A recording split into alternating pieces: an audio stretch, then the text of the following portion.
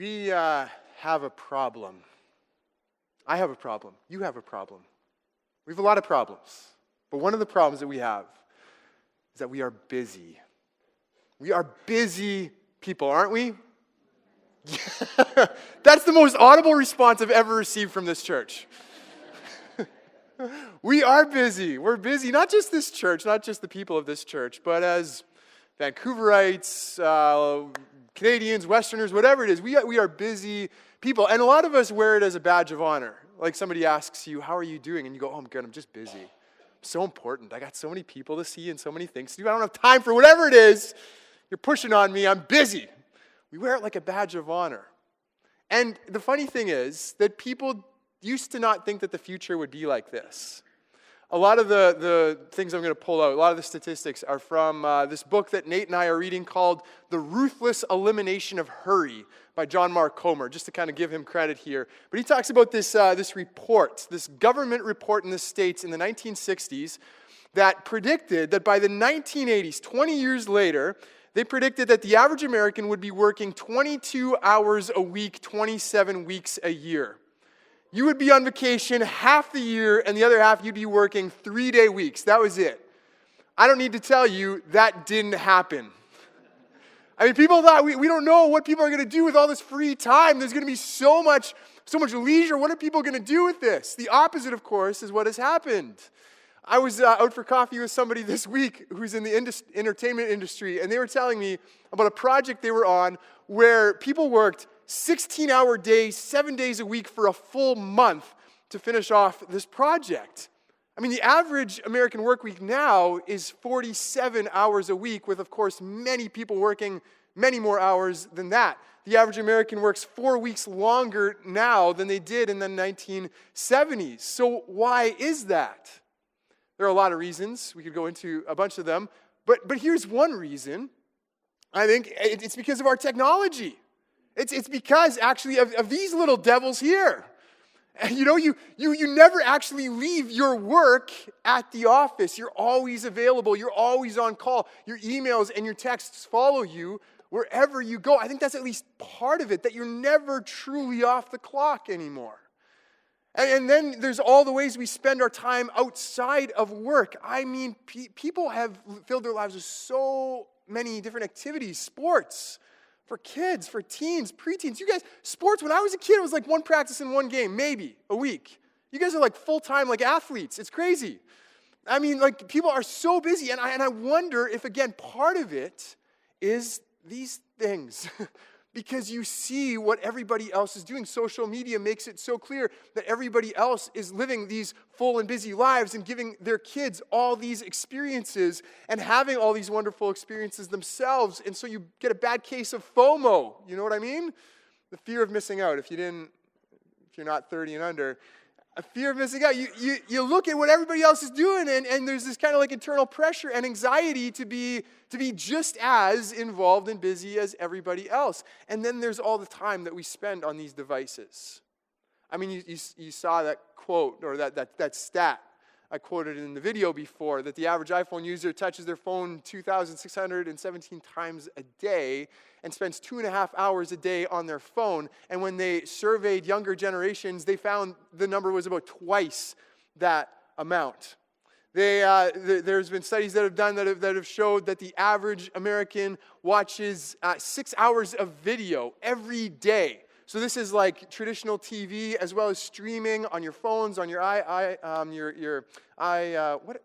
that's what it's called, and all those things. 6 hours a day, 22 hours a year, which is roughly about 90 days, like 24/7, 90 days just watching video.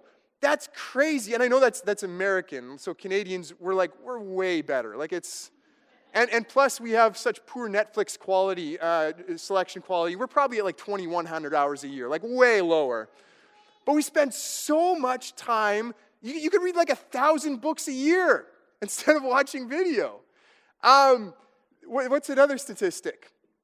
There's a study that said that by the time that the average male reaches 21 years of age, they've played video games for 10,000 hours.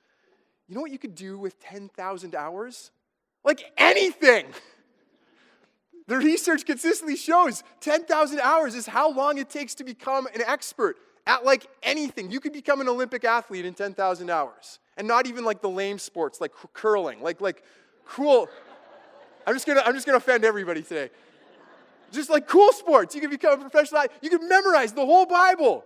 You could walk to Miami, Florida and back 5 times. Although I think one time there, that'd be it. You'd be good. You'd stop there. You could do a lot with this instead of just beating level 4 on Call of Duty, you know? and these devices that suck so much of our time also suck a lot out of our lives and our souls. It's interesting, these stories of Silicon Valley techies who are taking their kids and putting them in tech-free private schools and enforcing strict regulations at home about device usage because they, of all people, know what this stuff does to people. The first president of Facebook, Sean Parker, said, he kind of said, God knows what this stuff is doing to our kids. He said the thought process that went into building these applications, Facebook being the first of them, was all about how do we consume as much of your time and conscious attention as possible. That's the express goal, to consume as much of your time as possible. This stuff is addictive, straight up. It's just addiction. It's like drugs and alcohol. There are studies that show that if you have your phone in your room, even if it's turned off, even just the presence of your phone drastically reduces your cognitive abilities, your creativity, your problem solving. Being in the same room as your phone makes you dumber, is the conclusion. The study that showed this concluded if you grow dependent on your smartphone, it becomes a magical device that silently shouts your name at your brain at all times. I thought that was a brilliant description. A magical device that's just shouting your name at your brain all the time. I mean, you look at what this stuff is doing to us. You look at the anxiety and the depression in our modern world, the relational brokenness. You think about the common scene of seeing a whole bunch of, you assume that they're friends because they're sitting in close proximity in a circle, but none of them are talking to each other because they're just all on their phones. You think about the family dysfunction in our world. You think about the burnout in our world. And I'm aware that all of these things have always existed to some degree or another, but you try to convince me that our modern world, in large part aided by technology, has not somehow made this worse. I read an article saying that for millennials in particular, burnout is not a condition that you just kind of visit and then come back from. It is now the permanent home for millennials and younger. It's where you live. It's just like your constant low-grade kind of anxiety throughout. And you better believe that all of this has an impact on our spiritual lives as well.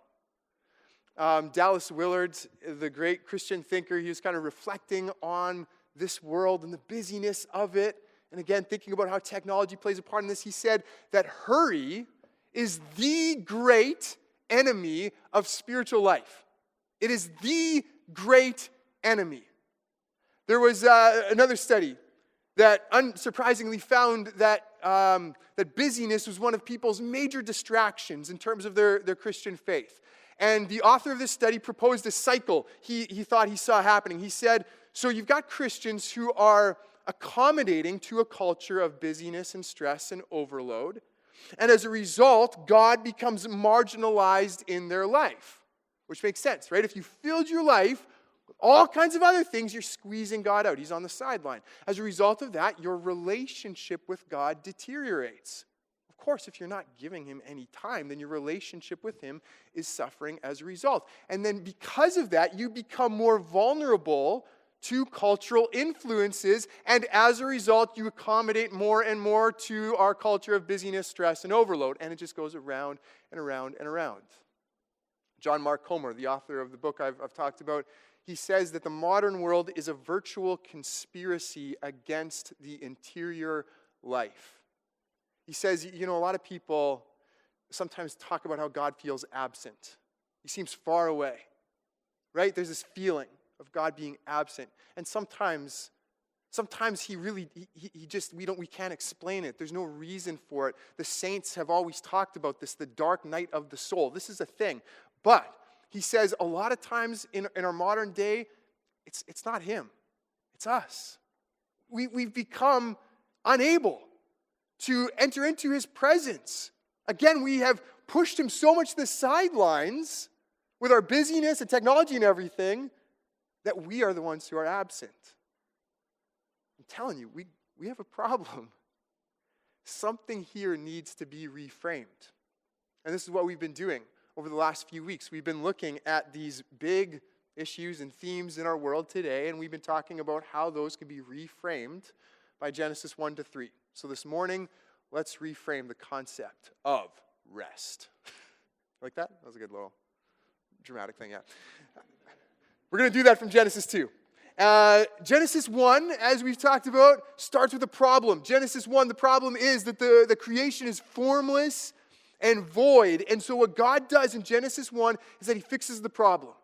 He does 3 days of forming and 3 days of corresponding filling. He's building the structures and he's filling them in. He's making this world to be a home that is suitable for life. That's Genesis 1. And the whole process of creating climaxes with the establishment of humanity.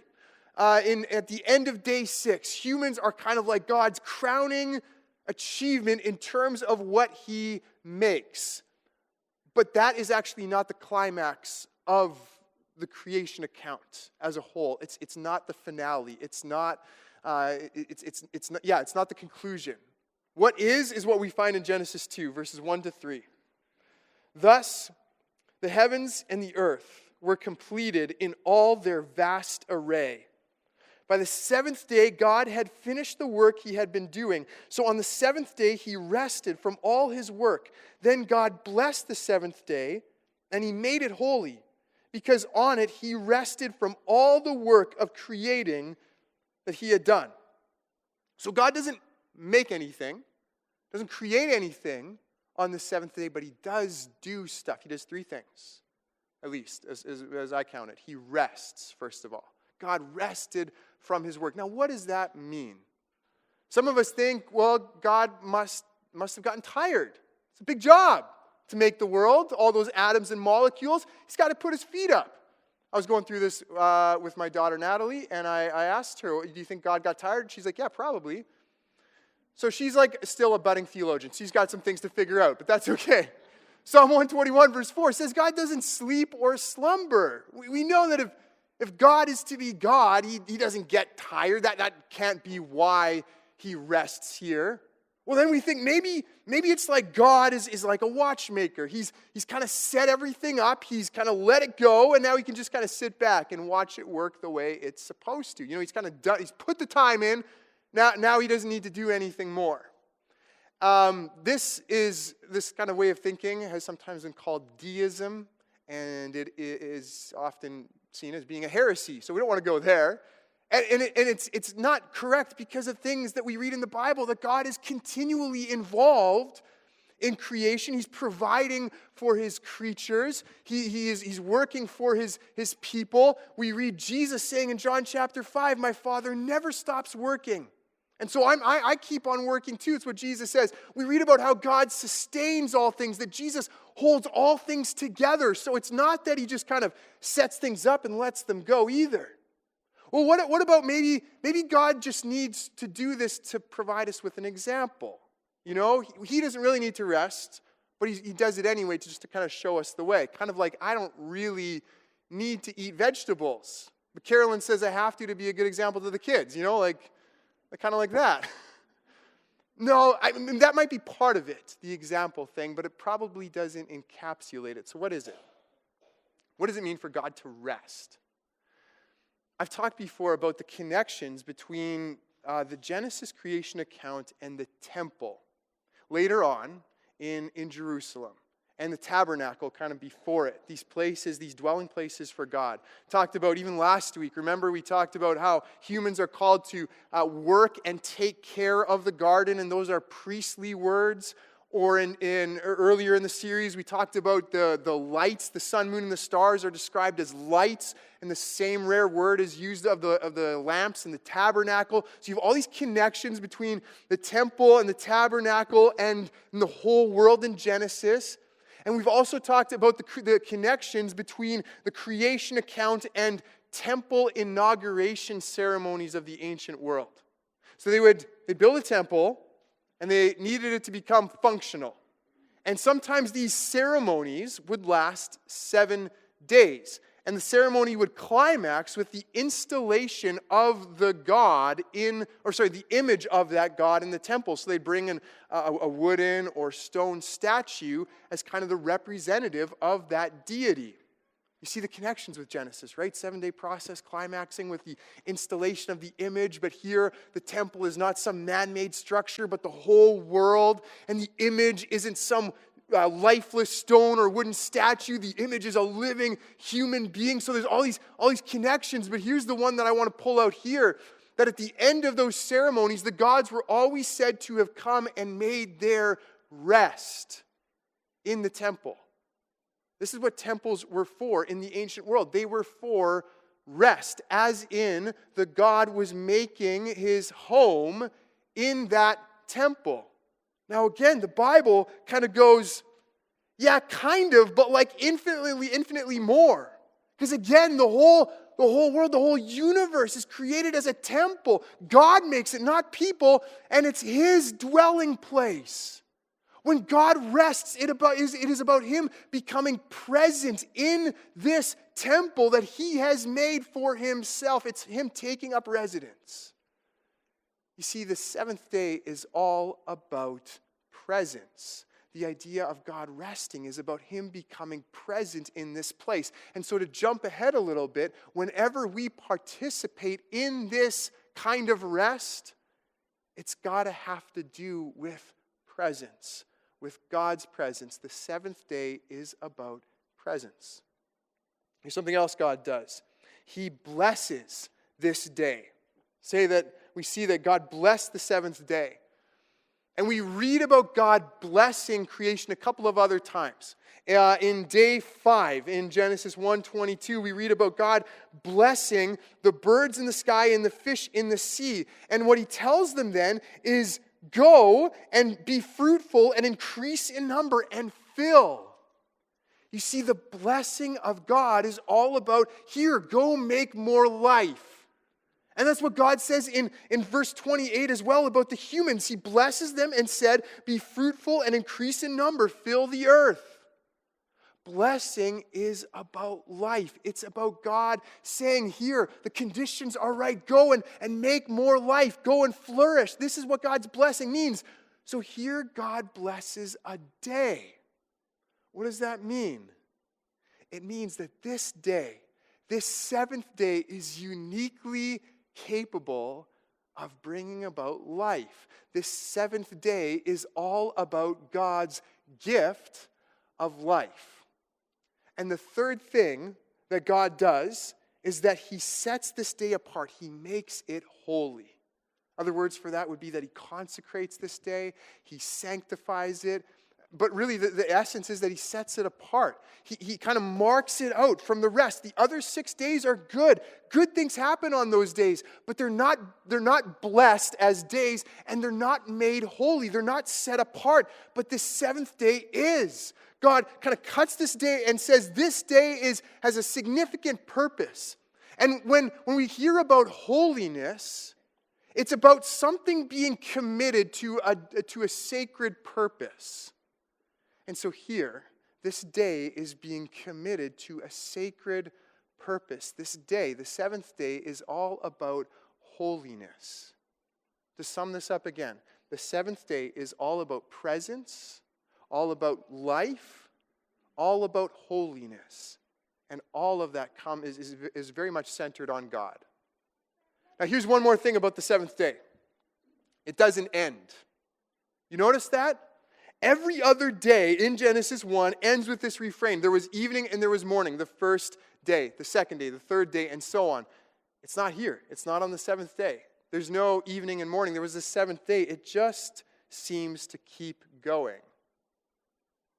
the implication is that we live right now in the seventh day. We participate in the seventh day. Somehow humans are invited to join in with the seventh day.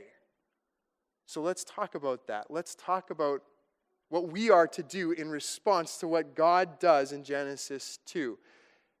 The short answer is that we are supposed to participate in rest.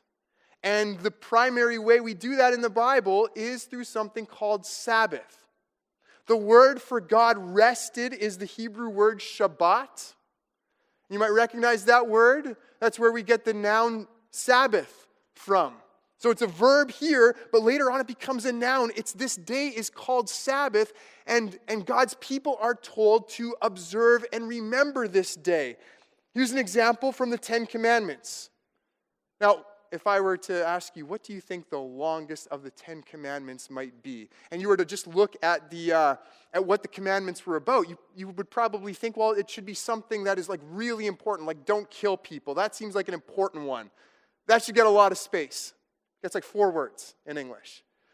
But the Sabbath command is the longest one. God spends the most time drilling this through. Example is Exodus 20, verses 8 to 11. Remember the Sabbath day by keeping it holy. 6 days you shall labor and do all your work, but the seventh day is a Sabbath to the Lord your God. On it you will not do any work, neither you, nor your son or daughter, nor your male or female servant, nor your animals, nor any foreigner residing in your towns. Do you get it? Nobody's working. For in 6 days the Lord made the heavens and the earth, the sea, and all that is in them, but he rested on the seventh day. Therefore the Lord blessed the Sabbath day, and he made it holy. There's all the language from Genesis 2. God blessed it, he made it holy, and so on. But now here's what you are to do. You as humans are to work 6 days, and you are to rest. You are to stop. And you think about the Israelites. They had just come out of Egypt. They were slaves there for hundreds of years. I don't think the Egyptians were giving them very many days off. I don't think the work benefits were very good there. And so here God in the wilderness says, listen, you have been living in these rhythms, these dehumanizing rhythms for so long. It's time to learn some new rhythms. It's time for you to learn how to rest. Look what I did. Now you do the same.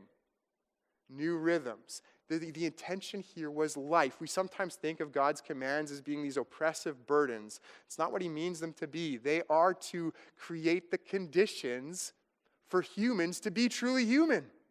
To live as we were created to live. That's what they're there for. But of course, what we as humans do is that we take God's good gifts and we often twist and distort them and make them oppressive burdens. So by the time of Jesus, the rabbis, these Jewish teachers, had been arguing for a long time about what exactly it meant not to work. And they had come up with all kinds of stuff. And frankly, it's pretty funny.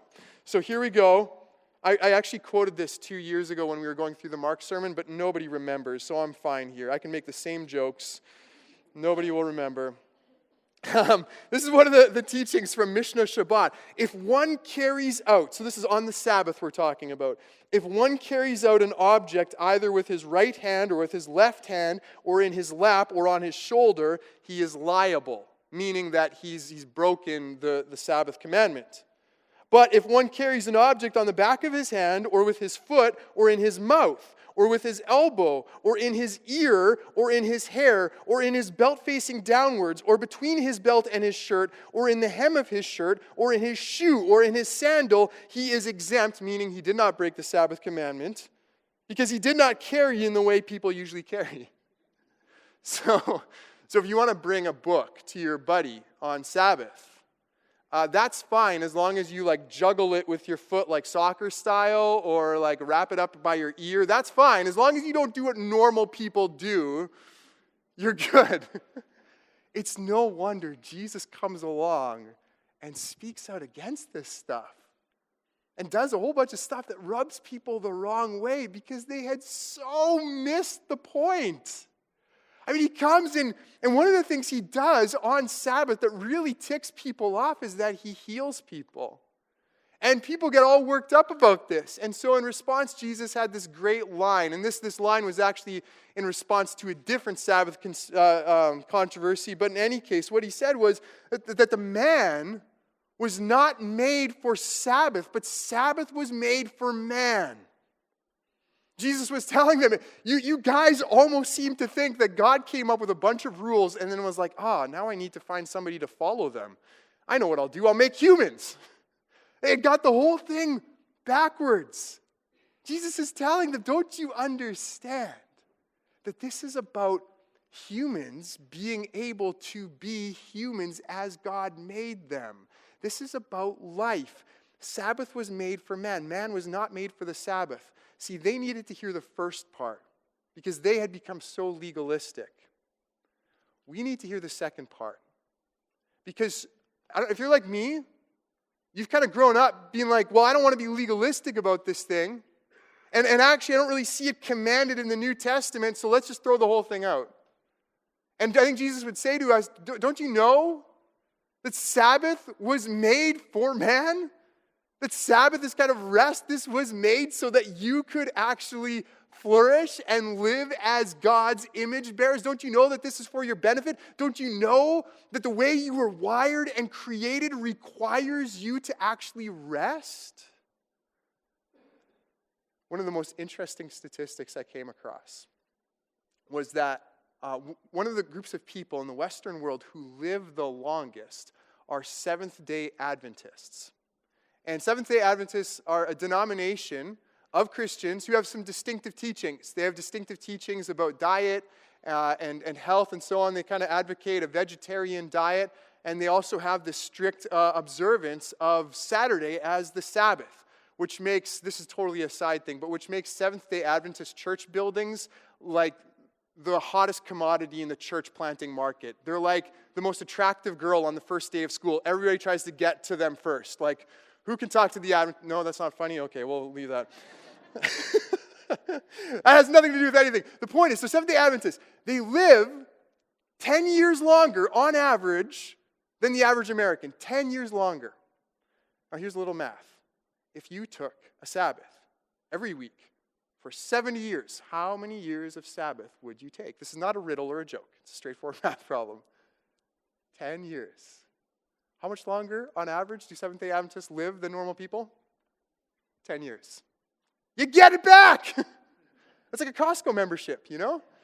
You buy enough, you get it all back. Apparently, that's what they tell me. I don't know. I'm in the first year. I don't really know. Sabbath cultivates life. It rests us. It restores us. That's what it's about. It's no wonder that the thing that Jesus did on Sabbath was heal people. Because that's what the Sabbath is about. It's about healing. It's about restoring. It's about renewing life. See, still some of us go, well, I don't want to get legalistic about it. I don't know if this is really a command I'm supposed to follow or not.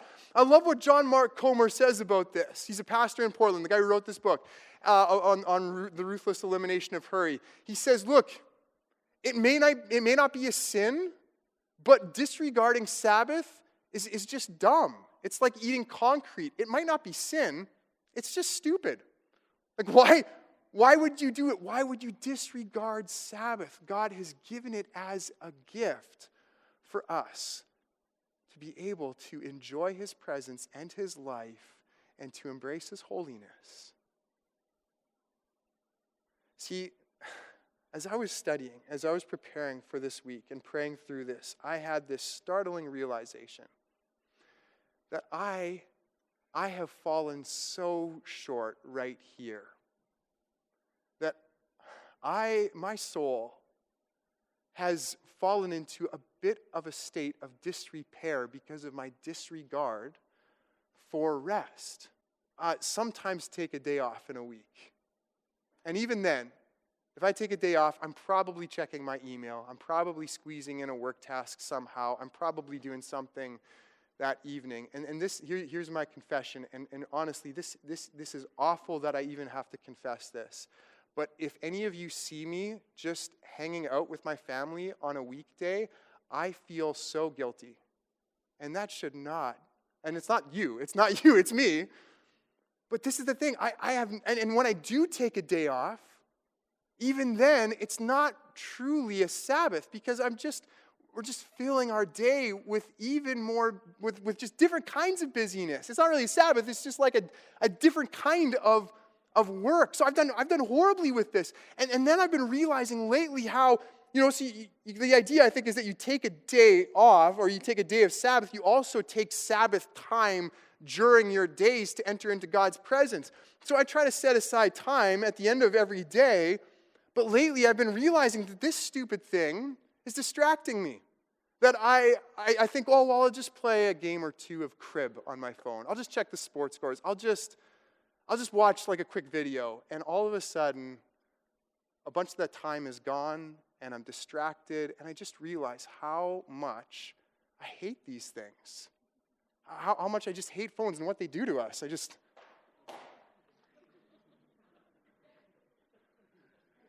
Full disclosure, that's not the phone I usually use.